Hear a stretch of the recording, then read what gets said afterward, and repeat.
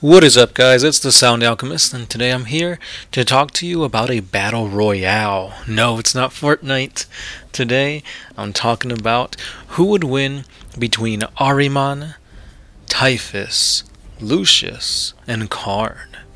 So these are the champions of the four Chaos Gods. I don't know why they're called that, because obviously you have the Primarchs that have elevated to demonhood. They should be the champions of the Chaos Gods. However, we got asked this question in our For the Greater Walls, and I wanted to dive a little bit deeper into this and kind of get your opinions in the comments as to see who would come out if these four monstrous behemoths of chaos went head to head against one another. This is going to be based on the lore, because if you play them on the tabletop, I feel like Lucius isn't up to par, especially. I mean, yeah, he's a pretty beefy warrior, like, he can handle himself, but against, like, the psychic powers of Ahriman with, like, his smite, and Karn being really, really good in close combat, I don't think Lucius can do very much, especially if he's fighting Typhus. Typhus is a tank. This dude can take it. So if we're playing tabletop, that's not gonna happen. So we're gonna go based on the lore.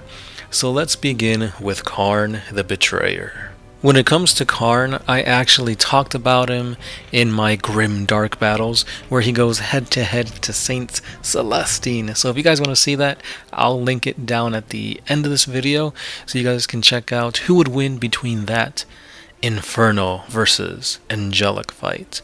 But anyway, Karn is a beast. He doesn't care who he's fighting, he's just happy that he's in your face and he's killing you. This guy has been torturous across the battlefields, not just for the Imperium, but for his own warriors. He's gonna kill you, and it's gonna be ruthless. Now, this guy has actually survived death. How and why, I don't know. Most likely it's Khorne resurrecting him so he can continue maiming, slaughtering, bringing skulls to the skull throne and blood for the blood god. So this guy is a beast in combat. So that being said, if he does die in this 1v1v1v1 4 for all, then I'm pretty sure Khorne would just resurrect him again so he could continue the slaughter, which I don't think that will happen with the other characters except Lucius. Lucius the Eternal is very, very hard to kill, because if you feel any bit of gratitude or honor or any inkling of, yes, I killed him, then you will slowly morph into him, losing all sense of individualism, and thus you will become the next Lucius. That is why he is known as the Eternal. But that's just not his main gimmick. This guy is all about swordsmanship. He was regarded as one of the best swordsmen back during the Crusade days, back when he was still a loyalist, and now that he's been infused with the powers of Slaanesh, his swordsmanship has gone up by a lot. Now, Typhus does something similar to this. Within his armor, he carries the Destroyer Hive, which is a very, very bad plague that creates zombies. So if anybody gets infected with this, or if he slays one of his foes, chances are they'll come back as a zombie devoted to Nurgle. So that's going to be another person in the side of his ring fighting on against the rest of the warriors here. However, that's not all he has. I mean, he has the Cataphractii Terminator armor, which in my opinion is better than any armor that these guys have on. Karn, he doesn't even need armor. He doesn't care if he gets hit. Typhus is a beast who will probably be the first one to go down, but we have to talk about Ahriman, the Sorcerer of Tzeentch. So Ahriman is literally the second strongest Chaos Sorcerer out of any Chaos Space Marine except for one, and that is none other than Magnus. So that goes to show you that this mofo is not someone to take lightly. His spells, the tomes that he has, the Staff of Ahriman, they're all teeming with chaotic sorceries that literally can kill you in any way that he wants to. This guy is so powerful, he literally doesn't even have to step on this battlefield to take on these opponents of his. But as strong as he is, Karn can be immune to these psychic powers, leading him to go up close to his face and he would probably die.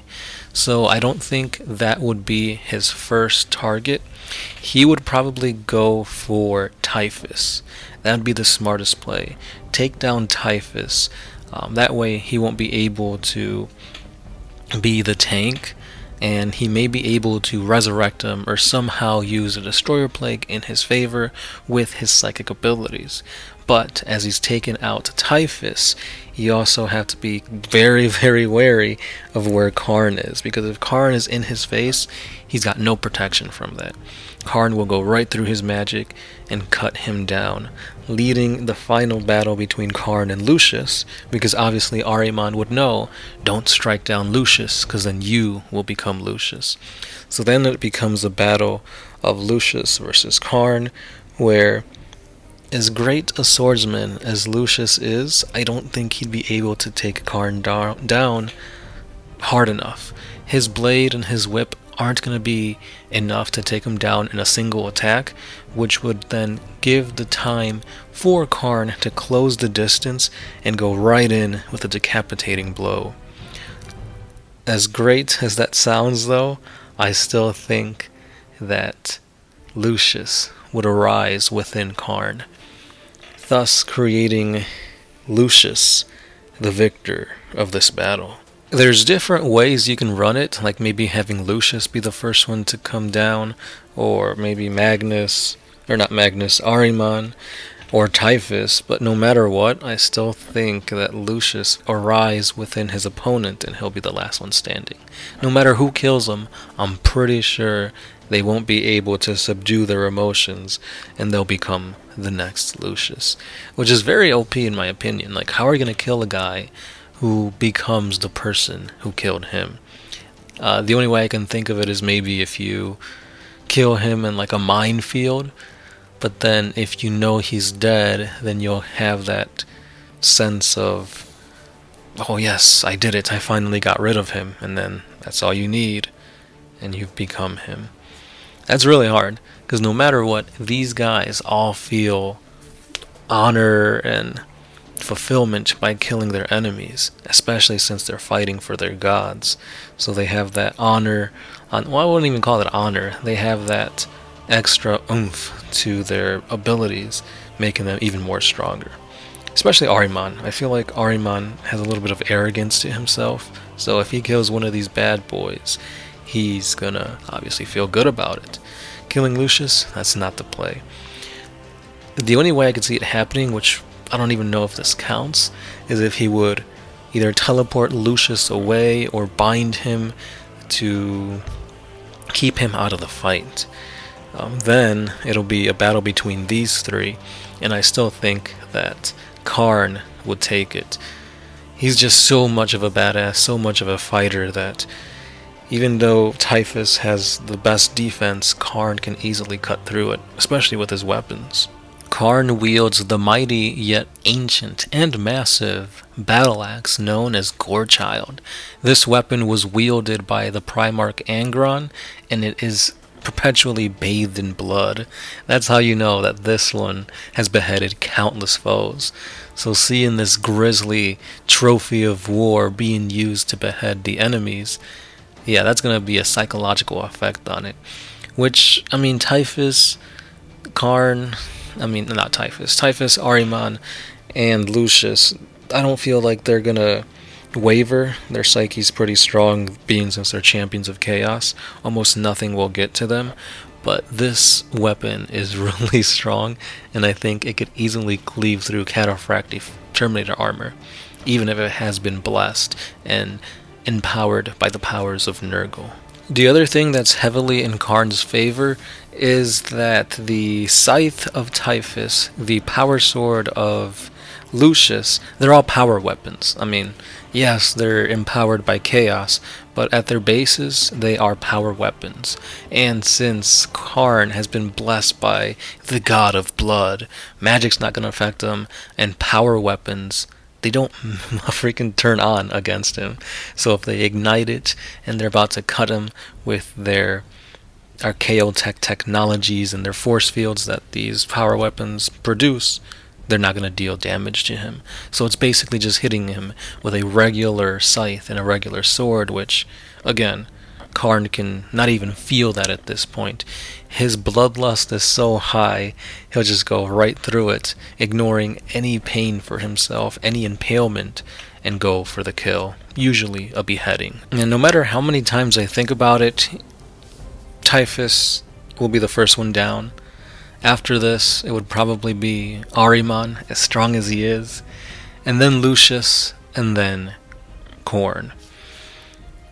Most of the time, but because of the OP-ness of Lucius the Eternal, he's going to be the winner, unless, like I said, if Karn blesses Khorne enough that he's not possessed by the Slaaneshi curse on Lucius, if that's what you call it, a curse or a blessing, whatever, then yeah.